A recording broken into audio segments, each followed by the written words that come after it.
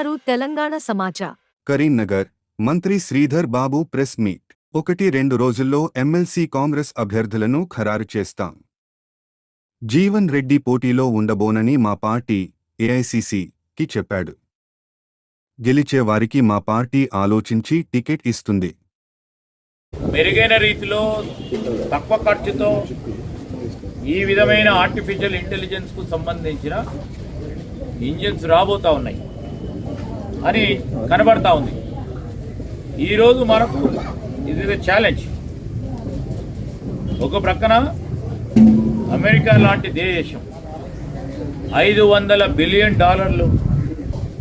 Artificial ఇంటెలిజెన్స్కి సంబంధించిన రేపు రాబోయే కాలంలో ఆర్టిఫిషియల్ ఇంటెలిజెన్స్ ద్వారానే ప్రపంచ స్థాయిలో టెక్నాలజీని ముందుకు తీసుకెళ్లాలని అమెరికా $500 బిలియన్ ఇన్వెస్ట్ చేస్తామని మొన్న అమెరికా అధ్యక్షుడు పేర్కొనడం, తదుపరి ఈ అంశం రావటం, ఈరోజు బిలియన్ల ద్వారానే కొత్త ప్రోడక్ట్స్ వస్తాయని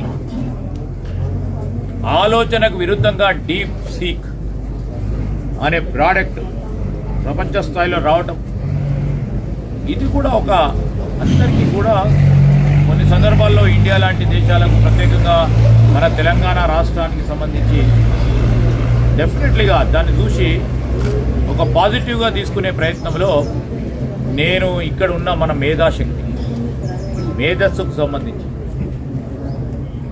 ఇంగ్లీష్లో అంటాం గ్రే మ్యాటర్కి సంబంధించి ఇక్కడ ఉన్నంత మన తెలంగాణ రాష్ట్రం, మన ఇంజనీర్లు, మన సాంకేతిక నిపుణులకు ఉన్నంత విజ్ఞానం, ఆలోచన ఇంకొక దేశంలో లేదని మేము గట్టిగా భావిస్తాం. ఆ ప్రయత్నంలోనే నేను ఇక్కడున్న మేధా సంపత్తికి సంబంధించిన మిత్రులందరినీ కోరుతా ఉన్నాను. తక్కువ పెట్టుబడులతో ఈరోజు డీప్ సీక్ లాంటి మరి చైనీస్ వారు ముందుకొస్తే మన భారతీయులము ప్రత్యేకంగా మన తెలంగాణకు సంబంధించిన హైదరాబాదు ఇతర జిల్లాలకు సంబంధించిన మేధా ఇంతకంటే మెరుగైన రీతిలో మనకున్న మేధాశక్తితో తక్కువ పెట్టుబడులతో తీసుకొచ్చే అవకాశం ఉంది. దీన్ని మీరు అన్వేషించండి, మీరు ఆలోచన చేయండి. ప్రభుత్వ పరంగా మీకు సహకారం అందిస్తాం, పూర్తి స్థాయిలో ముందుకు తీసుకెళ్తాం. మేము సంకల్పించిన ఆర్టిఫిషియల్ ఇంటెలిజెన్స్కి సంబంధించిన ఒక మిషన్ మోడ్లో తీసుకెళ్లాలని ప్రయత్నం చేస్తూ ఉన్నాం.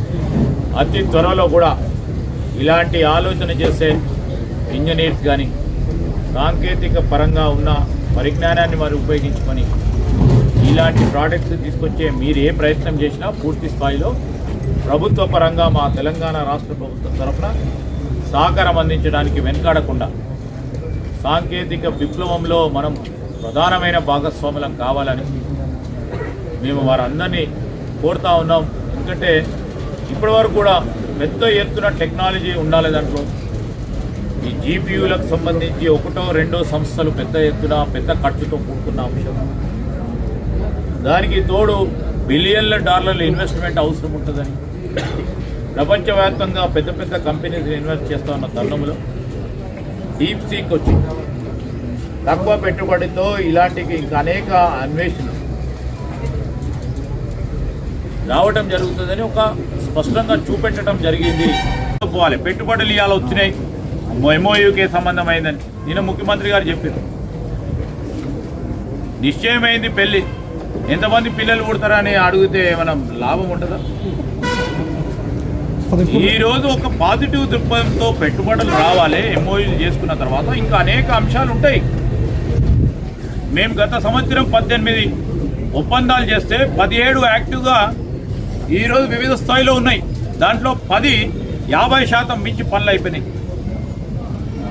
ఇవాళే పెట్టుబడులు అంటాం, రేపే కావాలంటే ఇవాళే పెళ్లి చూపులు చూసి రేపే కావాలంటే ఎట్లన్నాయా అన్నీ మన చెప్పినట్టు ఉంది. ఇది వ్యవహారం మేము ఒక పాజిటివ్ దృక్పథంతో ఖచ్చితంగా కూడా ఈ రాష్ట్ర అభివృద్ధిలో మనం అందరం కూడా భాగస్వాములం కావాలి. తెలంగాణ రాష్ట్రం ఏర్పడ్డది పారిశ్రామిక రంగంలో కానీ ఐటీ రంగంలో కానీ మొదటి స్థానంలో ఉండాలి. దేశంలో ప్రపంచ స్థాయిలో ఆలోచన చేసేవారు. నేను వారిని కూడా కోరుతా ఉన్నారు, మీకున్న అనుభవంతో మాకు సలహా సూచనలు ఇవ్వండి, ఏ విధంగా ముందుకు పెడతామని. అడ్డంకులు వేయకుండా ముందుకు తీసుకెళ్లే ప్రయత్నం చేయాలని కోరుతాం. రెండు తెలుగు రాష్ట్రాల మధ్యలో పోటీలో ఎవరు ఇప్పుడు అఖిల భారత కాంగ్రెస్ పార్టీకి సంబంధించి ఇవాళ కానీ రేపు కానీ మా పార్టీ పరంగా గ్రాడ్యుయేట్ కాన్ఫరెన్స్కి సంబంధించి అభ్యర్థిని ఖరారు చేయడం జరుగుతుంది. సిట్టింగ్ స్థానాన్ని కాపాడుకుంటారా? ఫీల్డ్ లెవెల్లో అరే 100% మేమే గెలుస్తాం. 100% గ్రాడ్యుయేట్స్ కానీ ఖచ్చితంగా గెలుస్తాం. ఇక్కడ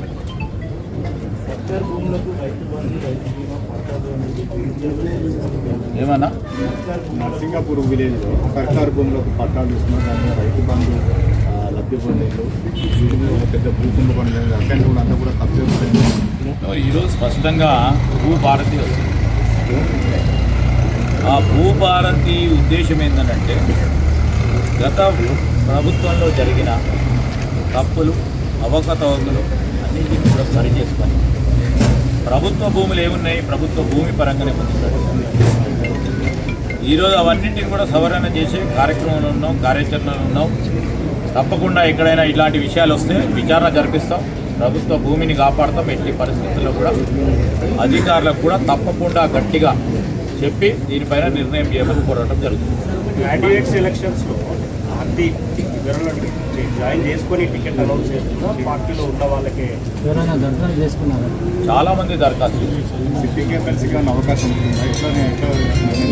అంటే జీవన్ రెడ్డి గారు పోటీలో ఉందా అని ఏఐసిసి పెద్దలకు కానీ మా బీసీసీ వారికి మా ముఖ్యమంత్రి గారికి తెలియజేయడం జరిగింది. ఆయన పోటీ చేయకపోతే పార్టీలో ఉన్న వ్యక్తియే పోటీ చేసే అవకాశం ఉంటుందా? బయట నుంచి ఎవరైనా జాయిన్ పార్టీలో ఉన్న ఎవరైనా మిత్రులు కోరుతారు, ఫస్ట్ ప్రాధాన్యత వాటిలో.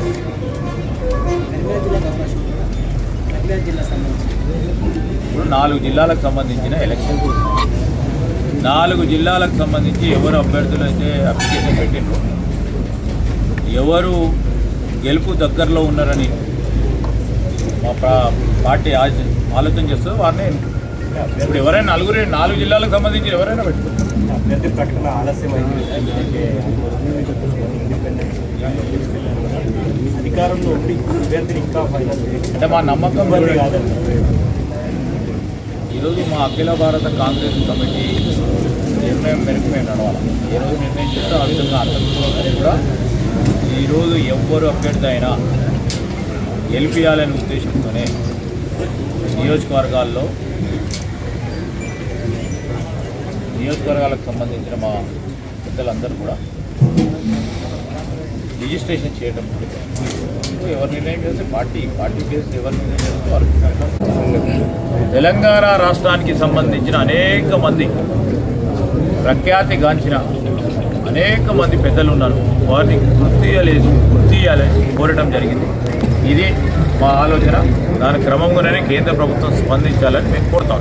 Right, thank you.